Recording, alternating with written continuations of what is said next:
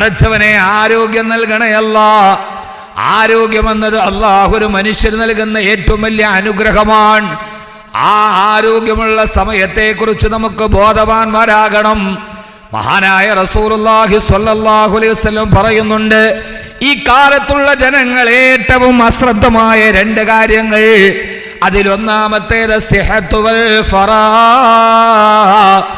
ആരോഗ്യത്തിൻ്റെയും ഒഴിവുകിട്ട സമയത്തിൻ്റെയും ഈ രണ്ടിൻ്റെയും വില ഒരു മനുഷ്യനും ഇതേവരെ മനസ്സിലാക്കിയിട്ടില്ല. കാരണം ആരോഗ്യമെന്ന് പറയുന്നത് എല്ലായ്പ്പോഴും നിലനിൽക്കണമെന്നില്ല. ഇന്ന് ആരോഗ്യത്തോടെ ഇരിക്കുന്നവൻ നാളെ ഒരു സുപ്രഭാതത്തിൽ രോഗിയായേക്കാം. അതുകൊണ്ട് ആരോഗ്യത്തോടെ ഇരിക്കുന്ന സമയത്ത് അള്ളാഹുവിന് വേണ്ടി ധാരാളം ഇബാദത്ത് ചെയ്യണേ. ആരോഗ്യം നഷ്ടപ്പെട്ടാൽ പിന്നെ ഇബാദത്ത് പോലും ചെയ്യാൻ കഴിയില്ല. കാലിൻ്റെ മുട്ടിന് ആരോഗ്യത്തോടെ